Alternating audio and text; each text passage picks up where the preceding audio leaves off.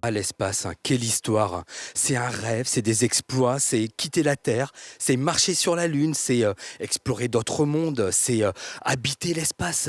Justement, en parlant d'espace, si on allait découvrir la nouvelle exposition de la Cité des Télécoms, ici, à Plomeur-Baudou, allez, découverte. Vous êtes dans l'espace, là? Ouais. C'est bizarre, moi je vois tout flou sans les lunettes. Attention, ça va être le décollage bientôt. Oh là là, elle est sympa cette fusée. Ah, j'aime beaucoup. Il se passe quoi si on appuie sur les boutons là? 5, 4, 3. Je crois que j'ai déclenché le décollage. J'ai un petit peu peur moi. Je vous propose de faire un tour dans le passé, en 1961, l'époque de Yuri Gagarin. Et pour ça, on va se téléporter. Allez. Bah Victor! Salut Victor! Je suis surpris de te voir. Mais moi aussi, qu'est-ce que tu fais en 1961, dis-moi? Je suis contemporain de Gagarine. Je suis dans la conquête spatiale, je suis avec Gagarine. Là. Ah bah en même temps, s'il y a bien quelqu'un qui s'y connaît, c'est toi. Et justement, tu peux me narrer un petit peu cette histoire? On va parler de la conquête spatiale et on est dans un îlot là qui va s'intéresser au début de la conquête spatiale. Premier homme à aller dans l'espace, c'est Gagarine. Premier homme à marcher dans l'espace, c'est Leonov. Première femme à aller dans l'espace, c'est Tereshkova. Et tout ça, c'est des Russes.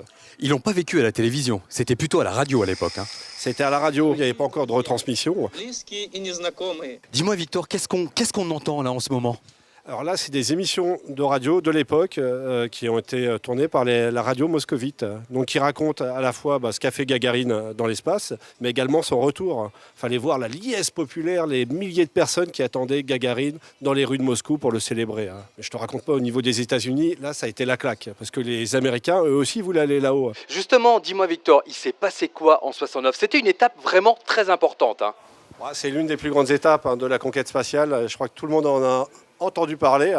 Et d'ailleurs, là, tu es dans le corps d'une personne, d'une célébrité, c'est Armstrong. Ouais. Et c'est le premier homme à avoir marché sur la Lune. On a marché sur la Lune depuis ou pas? Oui. Alors après, il y a eu 12 hommes à aller sur la Lune. D'ailleurs, il n'y a que des Américains à aller sur la Lune. Beaucoup de militaires, mais également quelques scientifiques. Et on attend toujours les prochains. Ça fait quand même depuis les années 70 qu'on n'y est plus retourné. Mais je pense qu'on va bientôt y retourner. Déjà, il y a les Chinois qui s'y intéressent de près. Ça c'est le petit robot rover. Oui, c'est Rocky, on le surnomme Rocky, c'est un petit rover. Enfin, il a un autre nom, c'est Sojourner.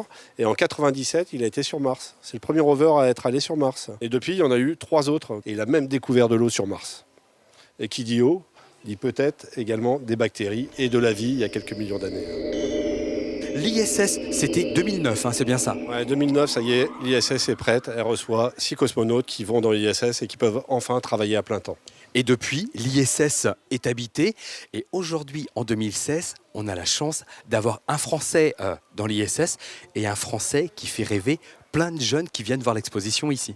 En effet, souvent on a vu des tout petits qui viennent avec les grands-parents. Alors les grands-parents, ils vont plus te parler de 69 et les petits, eux, c'est Thomas Pesquet. Ça, ils en parlent beaucoup. Ouais. Ils vont avoir de l'eau qui vont boire grâce à des pailles. Mais elle vient d'où cette eau? Ah, c'est leur urine, je crois. Alors, en partie, effectivement, c'est leur urine. Ils font pas ça quand même, rassure-moi. Si, mais c'est pas toute l'eau. Hein. Enfin, toute l'eau ne provient pas de leur urine.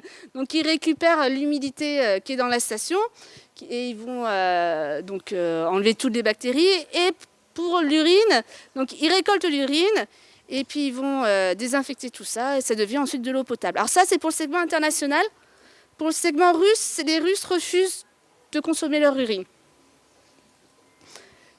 Comment on fait popo dans l'espace? Alors c'est pas très glamour, hein, les toilettes dans l'espace. Donc ils ont des toilettes. Donc ils essayent de s'asseoir sur leurs toilettes. Et en fait, il y a un système qui vient aspirer ce qu'il y a aspiré. Pour manger, il faut comment? Avec la bouche. Avec les cargos ravitailleurs, ils leur envoient à manger donc, des conserves. Hein. Donc d'ailleurs, la conserverie ENAF a envoyé plein de choses dans l'espace. Et puis de la nourriture lyophilisée dans des sachets avec des pailles. Donc ils mettent de l'eau à l'intérieur et ils réchauffent et ils peuvent manger. Bon, t'es surprise par les questions que les gens te posent pendant cette exposition? Ça dépend, là ça va, c'était pas des questions trop méchantes. Il y a quoi comme question bizarre, comme question méchante entre guillemets? Sur la Lune, quand on aborde la Lune, il y a la théorie du complot. Moi j'ai quelques questions à vous poser. Mademoiselle, toi, tu rêves d'aller dans l'espace un jour? Non. Non? Non. T'as pas envie? Non. Ça t'attire pas? Tu préfères bien rester les pieds sur terre? Ah bah, t'as bien raison. Et toi, mon bonhomme, t'aimerais aller dans l'espace? Non. Non plus. Ah, moi qui pensais que les jeunes étaient attirés par l'espace. Toi, par contre, toi, t'aimerais bien aller dans l'espace. Ouais? Tu te verrais où? Plus sur la Lune? Plus sur Mars? Qu'est-ce que t'imagines? Tu te verrais comment? Tu te verrais où? En mars, il fait moins 41 degrés normalement, je préfère encore la lune. Et toi? Non. Non? Toi aussi, tu préfères rester sur Terre? Oui. Avec papa et maman? Oui. Bon, Victor, je crois qu'on va terminer avec une petite expérience. Rappelle-moi, qu'est-ce que c'est exactement? Bah, ça, c'est l'ancêtre de l'airbag. Le rover, on le met à l'intérieur de cet airbag et quand il atterrit, eh ben, ça va rebondir au sol et ça va protéger le rover. Et là, on a mis un œuf pour remplacer Rover. Un œuf à l'intérieur. Nous, dans notre expérience, c'est un œuf et on le lance et on regarde si l'œuf est intact à son arrivée au sol. Eh bien justement, on va tester la casse de l'œuf ou pas. Nous, on se donne rendez-vous très prochainement pour de nouvelles aventures. Et en attendant, test et rendez-vous surtout ici à la Cité des Télécoms.